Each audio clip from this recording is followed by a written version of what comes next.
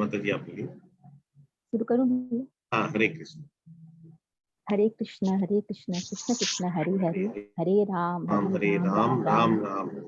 हरे हरे। आज हम भगवत गीता के दूसरे अध्याय के 52 से 72वें श्लोक की चर्चा करेंगे। भगवत गीता के दूसरे अध्याय में गीता का सार है। श्लोक 1 से 6 में अर्जुन पहले युद्ध न करने के पीछे भगवान को अपने बहुत तरह के तर्क देते हैं कि युद्ध क्यों नहीं करना चाहिए। फिर वे 7वें श्लोक में जाकर सरेंडर करते हैं और फिर वो भगवान से कहते हैं कि मैं अपनी दुर्बलता के कारण अपना कर्तव्य भूल गया हूँ और सारा धैर्य खो चुका हूँ। अतः मेरे लिए जो श्रेष्ठकर है वह मुझे बताएं। अब मैं आपका शिष्य हूँ और आपके शरणागत हूँ। फिर भगवान उन्हें शरीर और आत्मा के बीच का अंतर बताते हैं और फिर सकाम कर्म, निष्काम कर्म और फिर भक्तिमय कर्म यानी कृष्ण भावना भावित कर्म और बुद्धि योग के बारे में बताते हैं। बुद्धि योग अर्थात भक्ति के द्वारा इस भौतिक बंधन से निकलने का मार्ग है। भगवान इन श्लोकों के माध्यम से स्थिर प्रज्ञ या स्थिर बुद्धि वाले मनुष्यों के बारे में बताते हैं। भगवान अर्जुन पूछते हैं, हे कृष्ण, अध्यात्म में लीन चेतना वाले स्थित प्रज्ञ व्यक्ति के लक्षण क्या है? वह कैसे बोलता है? उसकी भाषा क्या है? वह कैसे बैठता है और चलता है? भगवान बताते हैं कि जिस प्रकार प्रत्येक व्यक्ति के उसकी विशिष्ट स्थिति के अनुसार कुछ लक्षण होते हैं, उसी प्रकार कृष्ण भावना भावित पुरुष का भी विशेष लक्षण होता है, जैसे उसका चलना, बोलना आदि। इसमें सबसे महत्वपूर्ण है बोलना। किसी भी मनुष्य का पता तब तक नहीं चलता है जब तक वो बोले नहीं, किंतु बोलते ही उसका असली रूप प्रकट हो जाता है। उसी प्रकार कृष्ण भावना भावित व्यक्ति का सर्वप्रथम लक्षण यह है कि वह केवल कृष्ण या कृष्ण से संबंधित विषयों के विषय में ही बात करता है। वह हमेशा भगवान के रूप, गुण, लीलाओं की चर्चा करता रहता है। ऐसा व्यक्ति प्रकृति के तीनों तापों के प्रभाव से जरा भी विचलित नहीं होता है, क्योंकि वह इन कष्टों को भगवत कृपा के रूप में लेता है। और कृष्ण भावना में स्त्री व्यक्ति में न राग होता है न विराग, क्योंकि उसका समस्त जीवन भगवत सेवा में अर्पित रहता है। अतः उसके सारे प्रयास सफल रहने पर भी वह क्रुद्ध नहीं होता है, जैसे चाहे उसे जय हो या पराजय। कृष्ण भावना भावित व्यक्ति अपने संकल्प का पक्का होता है। इस भौतिक संसार में जो व्यक्ति न तो सुख की प्राप्ति पर हर्षित होता है, न अशुभ की प्राप्ति पर होने पर घृणा करता है, अर्थात सुख मिलने पर न तो वो बहुत ज्यादा खुश होता है और न दुख मिलने पर बहुत ज्यादा दुखी होता है, वही स्थित प्रज्ञ व्यक्ति होता है। इस भौतिक जगत में अधिकांश व्यक्ति अपने इंद्रियों के दास होते हैं। वे अपनी इंद्रियों के कहने पर ही चलते हैं, किंतु कृष्ण भावना भावित व्यक्ति अपनी इंद्रियों को सदैव कृष्ण की सेवा में लगाता है। इंद्रियां विषैले सर्प की तरह होती है। भक्त को इन सांपों को वश में रखने के लिए एक कुशल सपेरी की तरह अत्यंत प्रबल होना चाहिए और इसे अपने वश में रखना चाहिए। शास्त्रों में अनेक आदेश दिए गए हैं, उनमें से हमें कुछ को करने के लिए और कुछ को न करने के लिए कहा गया है। जिस प्रकार कछुआ किसी भी समय अपने अंगों को समेट लेता है और फिर विशेष कार्य होने पर उन्हें प्रकट करता है, उसी प्रकार मनुष्य को अपनी इंद्रियों को विषय भोग में समेट लेना चाहिए और भगवान की सेवा के लिए प्रकट करना चाहिए। अल्प ज्ञानी व्यक्ति के लिए इंद्रिय संयमन के लिए अनेक तरीके दिए गए हैं, जिसमें एक अष्टांग योग भी है, जैसे यम, नियम, आसन, प्राणायाम, प्रत्याहार, धारणा, ध्यान आदि के बारे में बताया गया। किंतु कृष्ण भावनाभाविक व्यक्ति इन सबसे परे है। जिसने कृष्ण भावना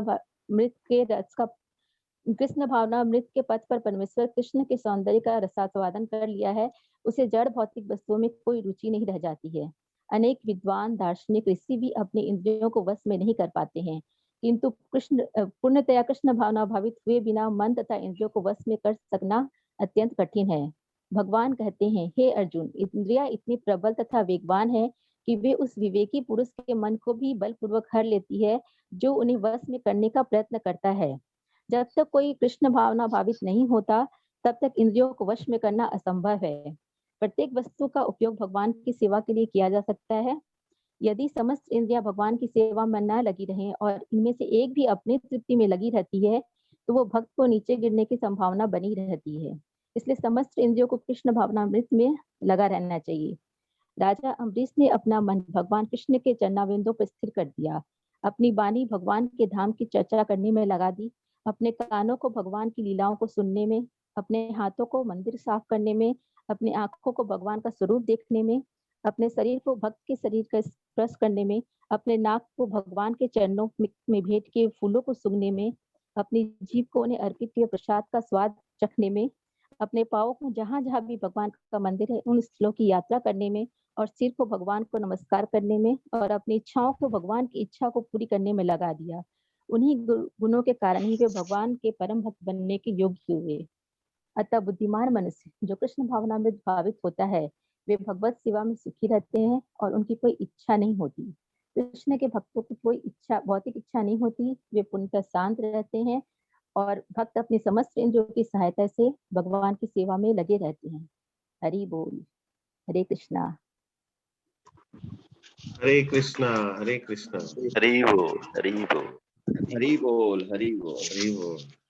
एक बार स्नेहा माता जी के लिए सब लोग मिलके बोलेंगे फिर से, हरि बोल हरि बोल। हरि हरि बोल। बोल। तो कैसा लगा आप लोगों को ये सुन के? सर एक सांस में पूरा चैप्टर उन्होंने दे दिया, तो पूरा चैप्टर में मतलब उन्होंने कवर करके के सारी बातों का निचोड़ सामने रख दिया। मतलब कहीं अटकना नहीं, कहीं कुछ करना नहीं है, सबके सामने सब प्रस्तुत है और प्रस्तुत करके उन्होंने अपना काम सुचारू रूप से बहुत अच्छे ढंग से बताने की चेष्टा की है। हम लोग कितना इसको ध्यान दे पाते हैं। बहुत सुंदर तरीके से। और कोई कुछ बोलेंगे? स्नेहा माता जी हमेशा ही बहुत ही अच्छा बोलती है, वो पूरा मैंने पॉइंट्स जो एक्सट्रैक्ट्स निकाल के लाती है ना, क्या इसका निष्कर्ष। प्रयास करते हैं, कोशिश करते हैं कि भगवान तो इतना ही चाहते हैं, वो बोलते हैं बस तुम कोशिश करो और कुछ नहीं करना है, बाकी सब मेरे ऊपर छोड़ दो। वो अपने ही ये सब लोग आपकी क्लास के स्तंभ हैं। जैसे आपने बताया था कल परसों जब मंगलवार शायद बात कर रहे थे हम लोग, हाँ, तो उसमें प्रभु जी से आपने बताया था ना कि हाँ, हमारा विचार, हमारा ध्येय जो है गीता को संक्षेप में जैसे जैसे हम लोग बोल रहे हैं उसको रिकॉर्डिंग करके राइट एक गीता प्रस्तुत कर सकें। राइट। क्या लोगों से संभव है? क्या हम लोग जो इतने क्षुद्र बुद्धि हैं, हम लोग क्या इस चीज को पूरा कर सकेंगे? हम लोग आपके जो आपने संकल्प जो ले रहे हैं उसको हम लोग चाहते हैं सहयोग देना, और सहयोग यदि देते रहेंगे तो एक चीज नई चीज आप यदि कर लेते हैं तो भगवान की बड़ी कृपा होगी। बिल्कुल बिल्कुल होगी सर, एकदम होगी, इसमें कोई डाउट नहीं है, मन में कोई डाउट रखने की जरूरत ही नहीं है। अब देखिए स्नेहा माता जी को आपने ये दिया, मैं क्या बोला अभी थोड़ी देर पहले बोल रहा था ना कि भगवत गीता का, पूरी भगवत गीता का सार तो द्वितीय अध्याय में ही है ना, सेकंड चैप्टर में ही है। बार बार मैंने हम लोग डिस्कस करते हैं इस चीज को कि सेकंड चैप्टर में ही भगवत गीता पूरी भगवान ने सुना दी, तो उसके बाद तो उसी का इलाबोरेशन है। और सेकंड चैप्टर में भी जो है 4 पार्ट है, तो चौथा पार्ट जो है यही कंक्लूडिंग पार्ट है भगवत गीता का, यानी कि चौथा द्वितीय अध्याय का भी सार यही है। तो पूरी भगवत गीता का सार द्वितीय अध्याय है, और द्वितीय अध्याय का सार इसी पोर्शन में है जो अभी आज स्नेहा माता जी हम लोग को बताई। तो इसलिए ये मोस्ट इंपॉर्टेंट पार्ट है, और उसको भी उन्होंने इतना सुंदर से उसका एक्सट्रैक्ट्स निकाल कर प्रेजेंट किया, उस एकदम देखिए पॉइंट टू पॉइंट। और उन्होंने सबसे बड़ी बात, एक चीज आप लोग अगर ध्यान देंगे, उन्होंने बैकग्राउंड किस तरह से लिया, क्योंकि बैकग्राउंड ऑलरेडी तो हम लोग वैसे तो चैप्टर 1 का भी हर एक पोर्शन डिटेल में डिस्कशन हो चुका है, तो उन्होंने केवल उसको कवर करते हुए, टच करते हुए, जैसे आपने लोग अध्यक्ष माता प्रभु को देखते हैं ना, भागवतम का क्लास आप लोग करते हैं रेगुलर, तो वो किस तरह से पूरा भागवतम जो है पूरा वो 15 मिनट में रिवीजन करवा देते हैं, हम लोग देखते हैं ना। तो वैसे ही क्या है कि इन्होंने ये पूरा चैप्टर 1 चैप्टर 2 का भी बाकी का पोर्शन पूरा हम लोग को रिवीजन करवा दिया, एक एक लाइन बोला।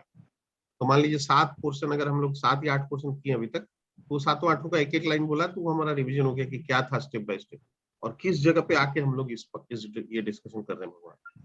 तो वो कि भी अर्जुन पहले, अर्जुन को विषाद योग होता है कि भी मैं युद्ध नहीं करूंगा, वो लॉजिक्स देता है। उसके बाद तब तक भगवान कुछ नहीं बोलते हैं, फिर वो भगवान को सरेंडर करता है, और जब सरेंडर करता है तो भगवान सबसे पहले तो उसको आत्मा और शरीर का अंतर बताते हैं, उसके बाद फिर उसको सकाम कर्म के बारे में बताते हैं, उसके बाद निष्काम कर्म के बारे में बताते हैं, उसके बाद में भक्तिमय कर्म यानी कि बुद्धि योग की बात करते हैं भगवान, और फाइनली बुद्धि योग में यही कंक्लूड करते हैं कि और कुछ तुमको करने की जरूरत ही नहीं है, और ये श्रेष्ठ है, और इसी से तुम्हारा कल्याण होगा किसी का भी, और इसी में तुमको लगना पड़ेगा। और बुद्धि योग क्या है वो भी बता देते हैं पॉइंट बाय पॉइंट, कि भी तुमको भक्तिमय कर्म मतलब भौतिक कर्म में कोई आसक्ति ही नहीं रहेगी, ना तो अच्छा ना बुरा, मतलब कि भी कोई बहुत सुख मिल गया तो बहुत एक्साइटेड हो गया, या दुख मिल गया तो बहुत दुखी हो गया, दोनों ही नहीं होगा। तो कई लोग इस पॉइंट पे कई लोग बोलते हैं कि इसका मतलब तो जीवन एकदम निराश हो जाएगा। तो अगर, हाँ स्नेहा माता जी, अगर मान लीजिए कोई अच्छा कुछ होगा तो उसमें अगर हमको उत्साहित नहीं होना है, और बुरा होगा तो दुखी नहीं होना है, तब तो इसका मतलब एक जैसा लाइफ हो जाएगा ना, फिर तो निराश हो जाएगा लाइफ, लाइफ में कोई इंटरेस्ट नहीं रहेगा। नहीं भैया, सुख में बहुत ज्यादा, जैसे बहुत लोग एक्साइटेड होके बहुत गलत काम भी कर जाते हैं खुश होके, और दुखी होने के बाद बहुत ज्यादा निराश हो जाते हैं और मतलब सब छोड़ देते हैं। उस तरह से नहीं होना होते हैं, बहुत लोग स्थिर रहते हैं, मतलब कि वे बहुत ज्यादा खुश भी नहीं होते हैं और बहुत ज्यादा दुखी भी नहीं होते हैं। तो स्वतंत्र प्रभु, इसमें तो आदमी एकदम लाइफ, मतलब ऐसा लगता है कि लाइफ में कोई रस नहीं रहेगा ना, ऐसा हो जाएगा क्या? नहीं, हाँ ये जो श्लोक 56 है, हाँ ये अगर कोई प्रैक्टिस कर लेगा तो ये ये जो मतलब भौतिक जगत से मतलब दूर हो जाएगा। तो जो कि हमारा उद्देश्य है जीवन में, कि वही भौतिक जगत की सारी चीज से दूर रहना, ये श्लोक 56 में ये ऐसे ही लिखा है।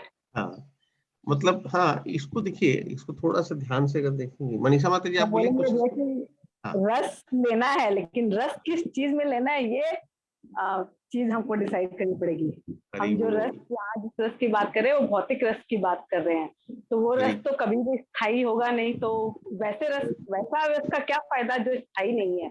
तो उससे हम बल्कि बहुत विचलित होते हैं। तो हम उस रस की कामना ही न करें, रस हम उसमें ले जो स्थायी हो।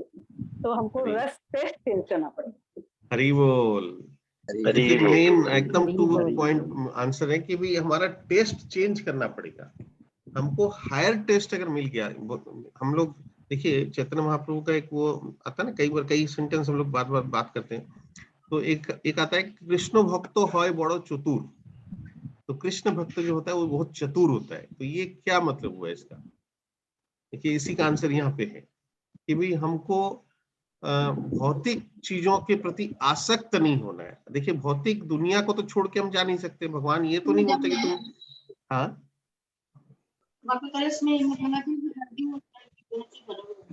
भगवान ये तो नहीं बोलते हैं कि सब कुछ छोड़ के और जंगल में जाके संन्यास ले लो, और संन्यास लेने का मतलब जंगल में जाके बैठ जाओ, तपस्या करो, कपड़ा भी मत पहनो, ये भी मत करो, खाना भी मत खाओ, ऐसा तो बोलते नहीं। तो सब कुछ जैसा चल रहा चलने दो, कोई इशू नहीं है। वो हर चीज में है लेकिन फिर भी कहीं नहीं है। ये मेन पॉइंट है कि भाई है हम हर चीज में फिर भी कहीं नहीं है। इसका मतलब क्या हुआ कि हम उसमें लिप्त नहीं है। भगवान के जो षड ऐश्वर्य हैं उसमें एक छठा ऐश्वर्य के बारे में हम लोग बात करते हैं, वैराग्य।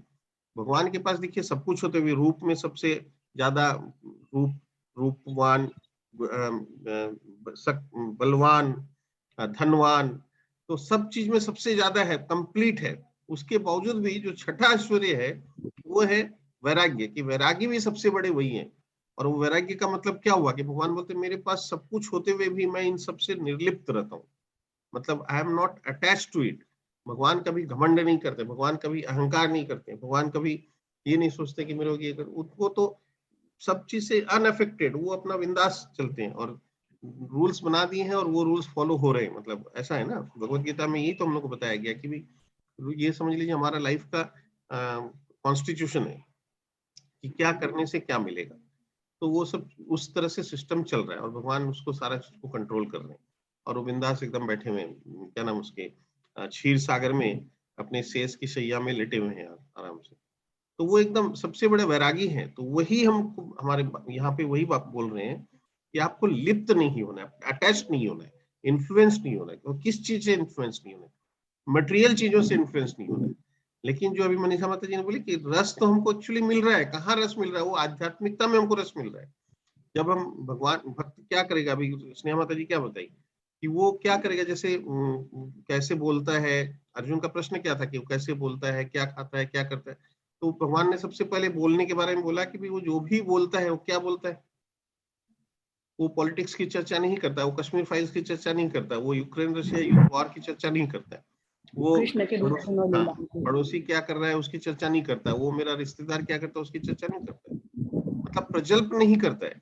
वो कृष्ण भावनामृत यानी कि उसको टेस्ट मिल गया भगवान के नाम रूप गुण और लीलाओं के बारे में चर्चा करनी। जो 10वां अध्याय का 8, 9, 10, 11, 9 नंबर श्लोक जो है, मत चित्ता मदगत प्राणा बोधयंत परस्परम कथयंतश्च माम नित्यम दुष्यन्ति च रमन्ति च। तो मेरे भक्त जो है उनकी सोच मेरे में ही रहती है, वो हमेशा मेरे बारे में ही बातें करते हैं और उसी का प्रचार करते हैं।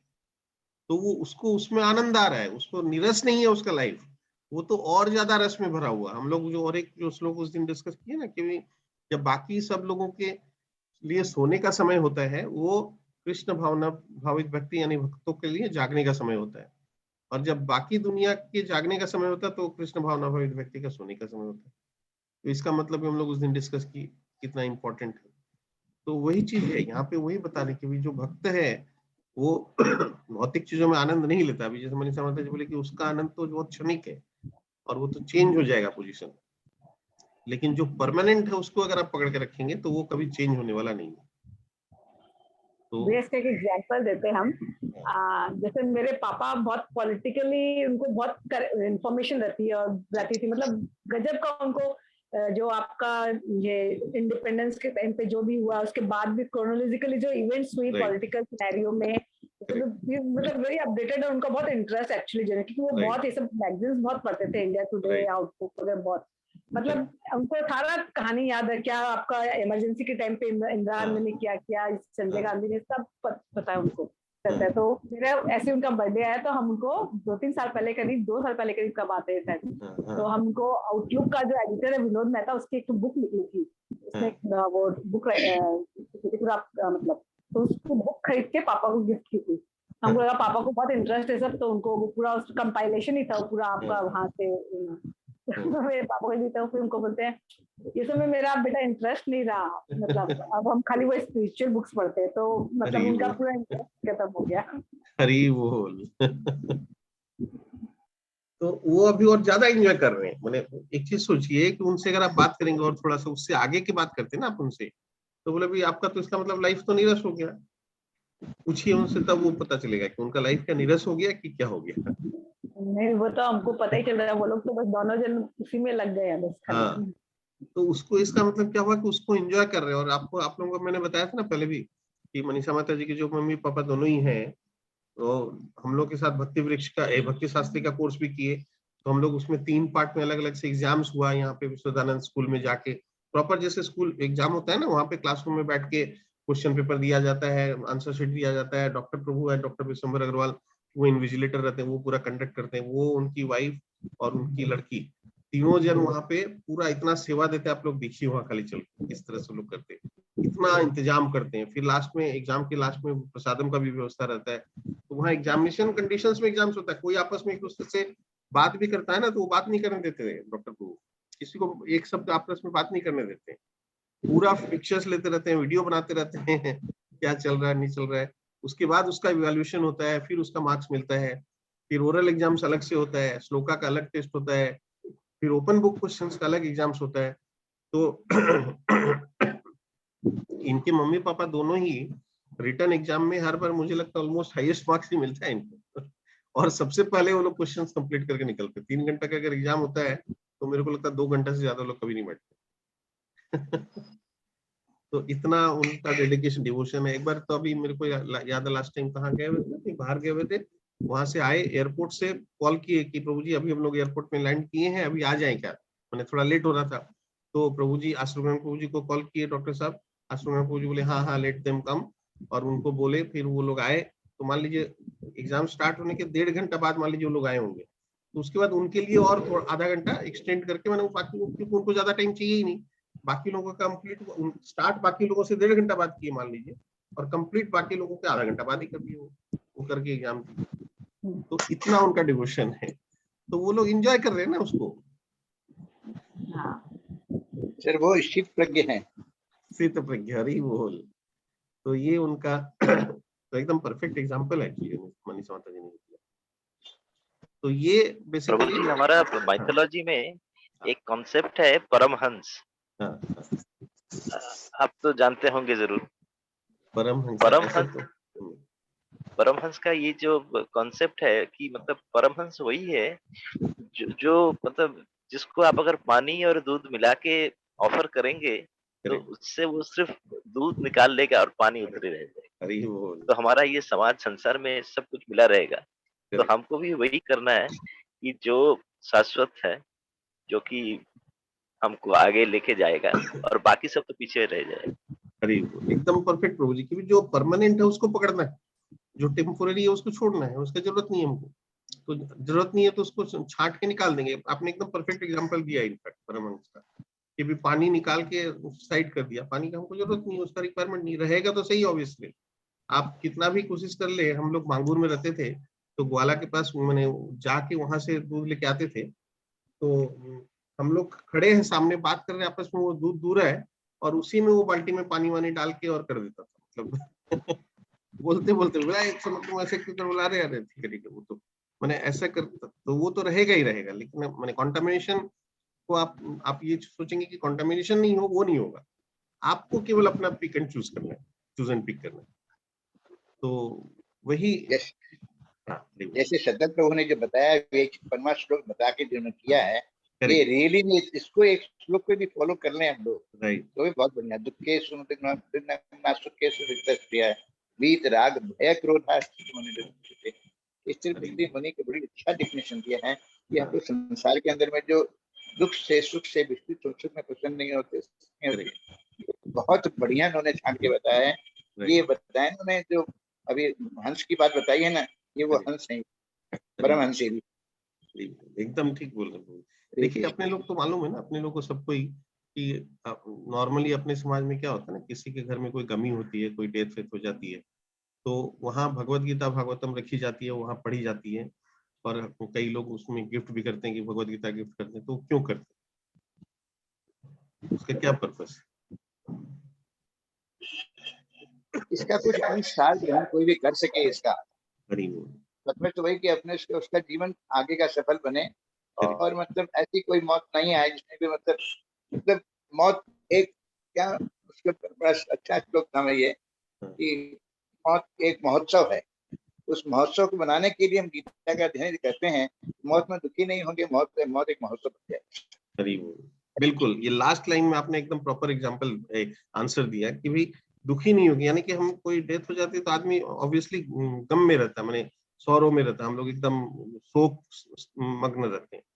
तो अगर भगवत गीता पढ़ें या उसको थोड़ा सा भी रिमाइंड करें, डिस्कस करें, तो समझ में आएगा ना कि ठीक है, ये तो पार्ट ऑफ लाइफ है, ये तो जो अल्टीमेटली इससे हमको इन्फ्लुएंस नहीं होना है, यानी कि हमारा लाइफ इससे अफेक्टेड नहीं होना चाहिए, हमको इनडिफरेंट रहना चाहिए।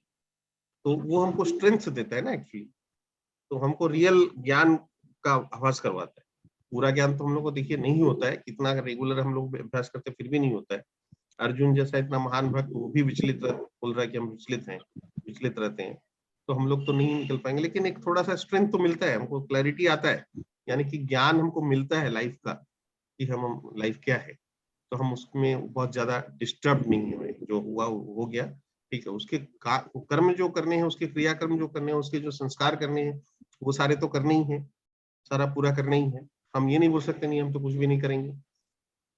वो भी देखिए, जो शुद्ध भक्त होता है ना, उसके लिए कोई क्रियाकर्म भी मायने नहीं रखता है, कोई संस्कार मायने नहीं रखता। लेकिन हम लोग तो अभी शुद्ध भक्त नहीं है, तो इसलिए हम लोग को ये भी नहीं करना चाहिए कि ये छोड़ दिए वो छोड़ दिए। माने यानी कि दो पार्ट है ना, एक तरफ तो हमको शुद्ध भक्त बनना है, प्रॉपर शुद्ध भक्ति करनी है, दूसरी तरफ है कि भौतिक कर्मों को छोड़ना है। तो इसका मतलब ये नहीं हो जाना चाहिए कि भौतिक कर्म को तो छोड़ते चले गए, सब कुछ छोड़ दिया और इधर शुद्ध भक्ति हो नहीं रही है, तो वो नहीं हो जाना चाहिए। इसलिए ये भी एक अलर्ट है हम लोगों के लिए कि जब तक जो नॉर्मल सिस्टम्स है वो हम लोग उसमें चलते रहें, बस हम लोग को धीरे धीरे इनलाइटनमेंट की तरफ बढ़ते जाना है। कंटिन्यूअस हमको ये ध्यान में रखना है कि ये हम लोग उसमें बहुत ज्यादा फंसे नहीं, फंसना नहीं चाहिए हम लोग को, उससे निकल बच के चलते रहना, बचते हुए चलना है, ये सबसे इम्पोर्टेंट है। बचते हुए चलना पड़ेगा, हम इसका प्रैक्टिस हम लोगों को करना। भैया पर एक चीज, जैसे एक क्वेश्चन आ सकता है, जैसे हम लोग यही बोलते हैं ना कि हम जिद करके यहाँ आए हैं, और यहाँ आए तो मतलब तो एक तरह से एक पनिशमेंट ही हो गया ना ये यहाँ पे जब भेजते, तो क्योंकि पहले भी महाभारत में भी ये पढ़े कि वो भीष्म पितामह भी तो उनको तो ये वो जो 7 यक्ष जो लोग कोई ऋषि मुनि शाप देते ना, तो उन लोग में मरते लोग में आए थे। तो 6 का तो वो गंगा जो उनको नदी में फेंक के नदी में डाल देती है ना, जितने पुत्र होते हैं, तो वो मतलब क्योंकि वो लोग अपना उसका निवारण भी कर लेते हैं, ऋषि से क्षमा मांगते हैं, तो वो बोलते हैं कि इस तरह वो मरते लोग में आएंगे, लेकिन आते ही उनको जब गंगा अगर उनको डाल देगी तो फिर उनकी तुरंत मुक्ति हो जाएगी। खाली जब लेकिन शांतनु गंगा को लास्ट भीष्म पितामह के टाइम पे जब रोक देते हैं इस बोल के उनकी खाली मुक्ति नहीं हो पाती है, इसलिए पितामह को यहाँ रह जाना पड़ता है। मतलब इतना बड़ा बात है कि मृत्यु लोग की जहाँ पे जन्म लेना एक तरह का सजा है, ठीक है। तो आज के संदर्भ में लेकिन अगर हम लोग इस तरह ये सोचे तो इसकी थोड़ा डिप्रेसिंग थॉट हो जाता है कि लाइफ को फिर हम एक सजा, मतलब यही मानेंगे कि हम ऐसा सोचे कि ये जीवन है, ये हमको भी हमारी गलतियों की सजा है, तो अब हमको बस जो है वापस इसको वापस अपने घर जाना होगा, तभी हमारी ये सजा कटेगी।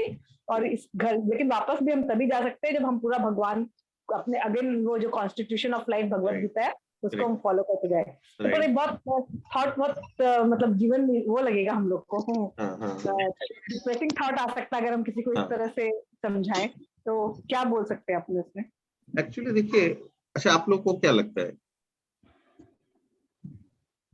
बोलिए शतदल प्रभु बोलिए, और कुछ क्या लीला प्रभु जी, उमेश प्रभु जी आप भी कुछ बोलिए।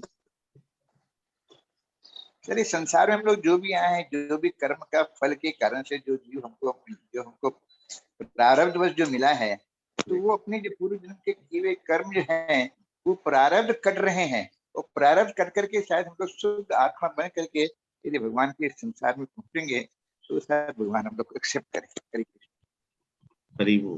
इनर में ये बल नहीं देता भैया, ये वाला बात ऐसा बात नहीं है। जब हम लोग पढ़ते कट जाता है हम अच्छे मतलब अपने इधर तो बल भी देता है, बस यही है। फिर इसमें यही मतलब बार बार एक ही बात समझ में आती है कि कोई ये ऐसे किसी को भी ज्ञान जो ना आधे घंटा में नहीं देना चाहिए। जब तक रोज नहीं पढ़ेगा, रोज को नहीं करेगा ना, तब तक वो नहीं समझ पाएगा इस बात को।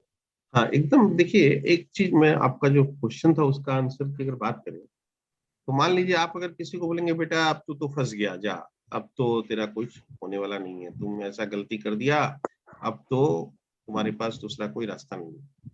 एक तो वो बात होती है, और दूसरी बात होती है, दूसरा सिचुएशन में आते हैं कि हाँ देख तुम ये गलती किया था इसलिए इसका सजा तो ऐसा है, लेकिन चिंता मत करो, ये सजा का कोई इशू नहीं है, जेल हो गया तो कोई इशू नहीं, जेल से बाहर निकलने का, जल्दी निकलने का ये तरीका है, ऐसा करो तुम जेल से तुम्हारी सजा माफ हो जाएगी।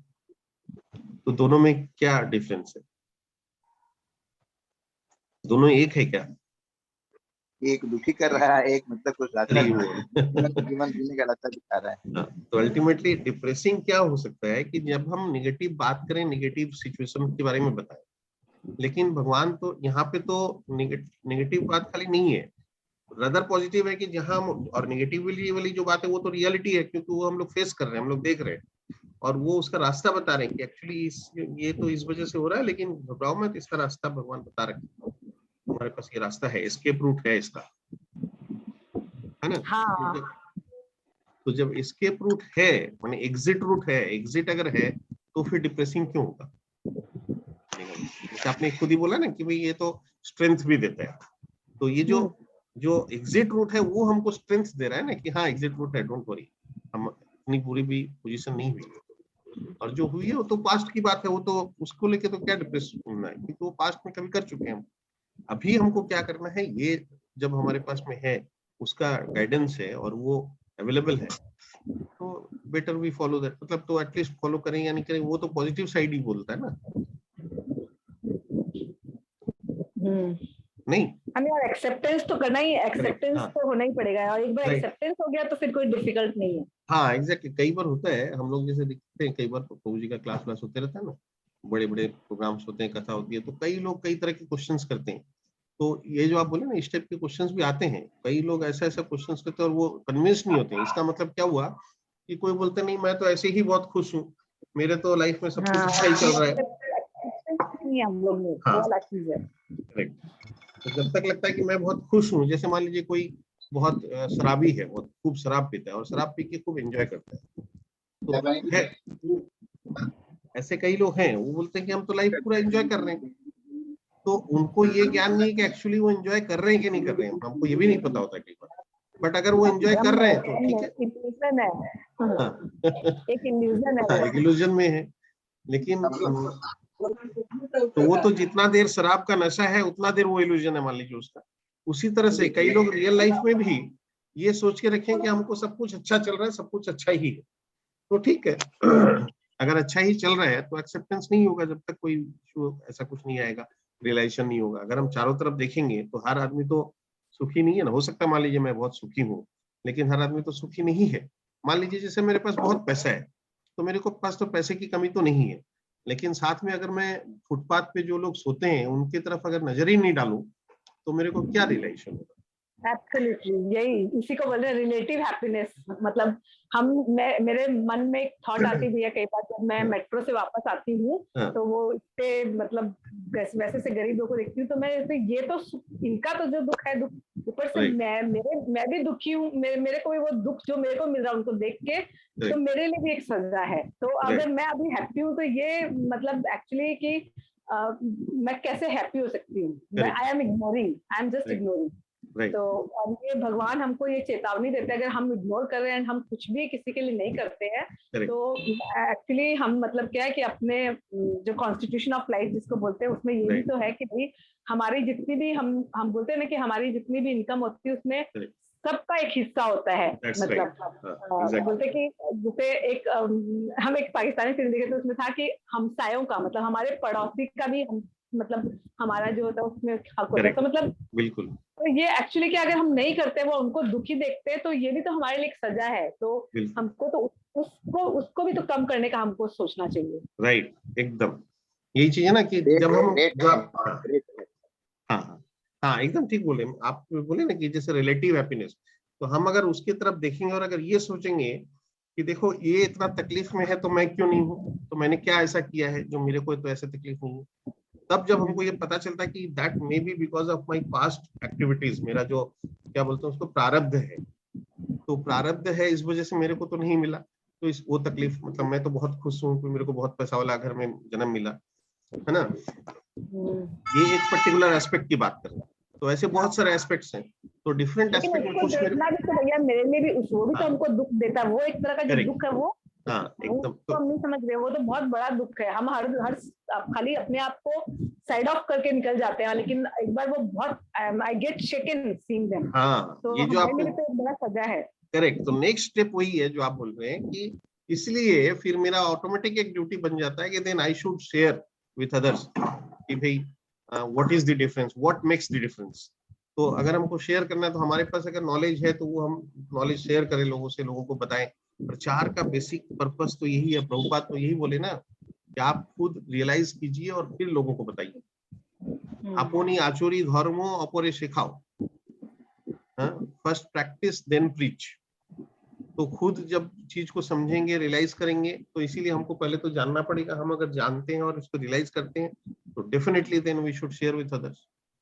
तो यही इसीलिए कृष्ण भक्त है बड़ा चतुर, ये जो लाइन है ना बहुत पावरफुल लाइन है। मैं बताता हूँ डिफरेंट एस्पेक्ट्स में जब इसको सोचेंगे तो कृष्ण भक्त का क्या कैरेक्टर होता है, क्या उसके का बिहेवियर होता है, तो आपको समझ में आएगा कि कितना डिफरेंस है इसके अंदर, माने कितना पावर है इसके अंदर। तो आप जो बोले ना ये यही उसका निचोड़ एक्चुअली आता है फिर कि then I must share with others. तो हमको तो बताना ही चाहिए लोगों को, प्रीचिंग करना ही चाहिए, प्रचार करना ही चाहिए। और हमको ये भी पता है कि ठीक है प्रचार में रिस्पांस बहुत पॉजिटिव नहीं मिलेगा। मान लीजिए हम लोग इतने दिनों से कर रहे हैं, आप मान लीजिए रेगुलर ज्वाइन कर रहे हैं, टाइमली आप इसको चालू कर रहे हैं, सबको अकोमोडेट कर रहे हैं, और सेलेस प्रभु हम लोग के साथ नहीं ज्वाइन करते। ठीक है, आपको हमको पता है कि चैंटिंग करते हैं बट हम लोग के साथ नहीं ज्वाइन करते। एक एग्जाम्पल के लिए मैं ले रहा हूँ, है ना। इसी तरह मान लीजिए और भी कई जन हो, मान लीजिए स्नेहा माता जी रेगुलर ज्वाइन करती है, इतना ही करती है, लेकिन श्रवण प्रभु तो नहीं कर रहे, ठीक है ना, या मैं कर रहा हूँ तो मेरा बेटा तो नहीं कर रहा है। तो इस तरह से बहुत लोग हैं। तो हम लोग तो कोशिश तो करते ही होंगे ना ऑब्वियसली, और किसी को बोलते हैं तो अपने घर में भी तो बात करते होंगे। लेकिन वो हाँ मैं उस एस्पेक्ट की बात नहीं कर रहा हूँ, मैं खाली एक पर्टिकुलर एस्पेक्ट की बात कर रहा हूँ। डेफिनेटली वो लोग का मैसेज आता है, वो लोग सपोर्ट कर रहे हैं, इनडायरेक्टली तो सपोर्ट कर ही रहे हैं, आपको फैसिलिटेट कर रहे हैं ना कि हाँ तुम करो। वो तो आपको ये नहीं डिस्टर्ब कर रहे कि अरे तुम क्या सुबह सुबह रोज लेके बैठ जाती हो, ये सब छोड़ो, बंद करो, ऐसा तो नहीं है ना। नहीं एकदम सबको को बहुत सपोर्ट मिलता है।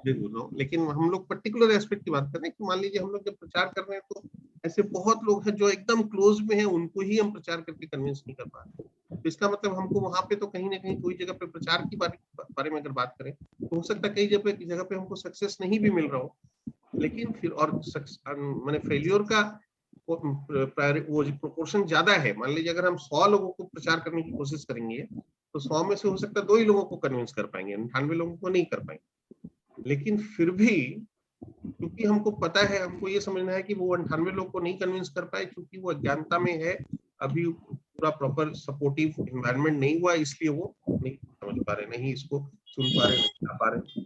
मैंने आपको एक बार बोला होगा कि मेरे को मैंने कम से कम अभी तुरंत बैठे बैठे भी नाम बोलने लगा, 1 2 3 4 5 6 7 8 करके 20 नाम ऐसे बोल दूंगा। जो 20 लोग मेरे को पहले बोलते थे कि मेरा बहुत इच्छा है, क्लास करवाओ, ये करवाओ, हम लोग भी, मेरे को बहुत इंटरेस्ट है, हम भी ज्वाइन करना चाहते हैं, इतना दूर कैसे जाए। ठीक है, तो अब ऑनलाइन चल रहा है 2 साल से और 2 साल में एक बार भी क्लास ज्वाइन नहीं। तो ऐसा तो नहीं हो सकता ना कि 2 साल में यानी कि 50 दूनी 100 संडेज मिला, तो 100 संडे में से एक संडे भी वो अपने आप को अकोमोडेट नहीं कर पाए हमारे साथ ज्वाइन करने को। ऐसा हो सकता है क्या? ये तो नहीं हो सकता है। इसका मतलब क्या हुआ, कहीं ना कहीं वो बोलने वाली बात तो थी कि भी हाँ हमको इंटरेस्ट है, इंटरेस्ट होगा भी, लेकिन वो इंटरेस्ट उस लेवल तक नहीं आया कि सही में इतना सा एफर्ट ले लें, एक बार क्लिक करके ज्वाइन कर लें, सुने देखिए क्या हो रहा है ना।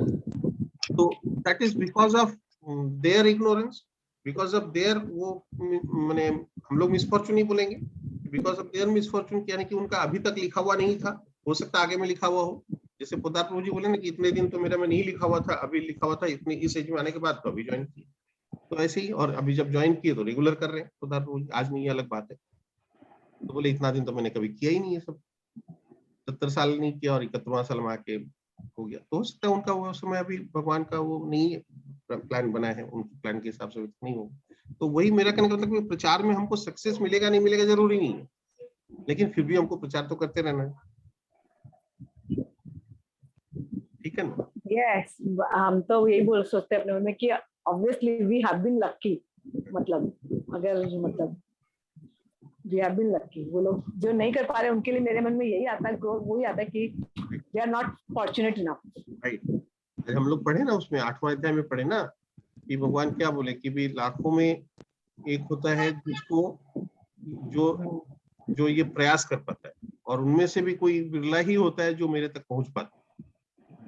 तो जो प्रयास करता है, और जो प्रयास करता है, सुकृतिन और दुष्कृतिन का हम लोग डिस्कशन किए, तो वहां पे भगवान क्या बोले कि जो प्रयास करता है वो कहीं ना कहीं किसी से गाइडेंस में वो प्रयास करते रहता है, और फिर किसी न किसी भक्त के साथ उसकी मुलाकात होती है, और फिर उसको प्रॉपर गाइडेंस मिलता है, और फिर वो आगे बढ़ता है।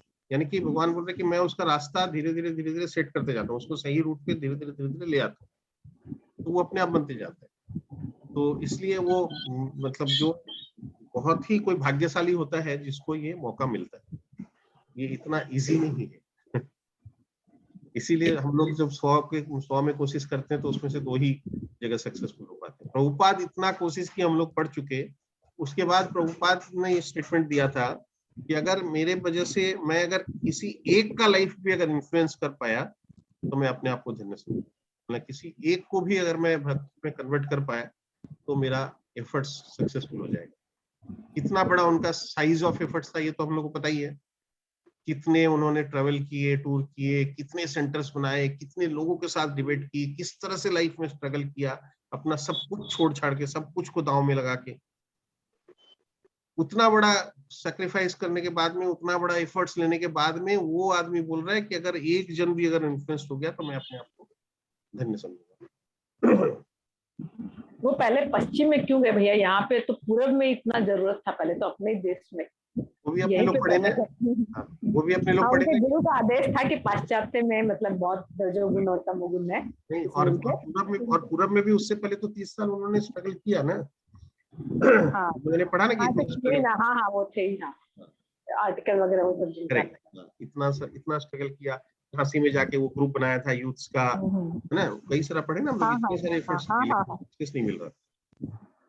तो हम लोग तो देख रहे हैं ना कि इंडिया में क्या हो रहा है कि हम लोग को अपना जो है उसका वैल्यू हम लोग नहीं समझ पा रहे, और वही चीज जब बाहर जाके फिर वेस्टर्नाइज फॉर्म में, वेस्टर्नाइज टैग के साथ वापस आता है तो हम लोग उसको एक्सेप्ट कर लेते हैं। हाँ, हम लोग अमेरिका से इंडिया का सामान लेके आते हैं, वो वाला हाँ, कई बार बात है ना, correct, वही हाँ, वाला बात है, इम्पोर्टेड। बाद में पता चलता है टैग देखते हैं उसमें Right. मेड इन इंडिया है। करेक्ट। तो तो यही है, ये रियलिटी है लाइफ का। और भागवतम में ये बोला हुआ है 11वां-12वां स्कंद में ना, ये पूरा डिस्कशन है कि कलयुग में किस तरह का वो होने वाला है। हम लोग जो कर रहे हैं एक्चुअली ये ऑलरेडी भागवतम में लिखा हुआ है, यही होने वाला है कलयुग। हाँ, सब कवर है, एकदम पता चलता है। मतलब हम यही सोचते हैं खाली कि प्रभुपाद जी का कितना डेप्थ था थॉट में, वो कितना दूर तक सोच सकते थे Correct. कि हम ये देखते हैं कि प्रभुपाद जी का मतलब सॉरी गीता या भागवतम, जो क्वेश्चन हम अपने मन में करते हैं उसका आंसर कहीं ना कहीं मिल ही जाता है। करेक्ट, बिल्कुल। सारे। हरे कृष्ण। हरे कृष्णा।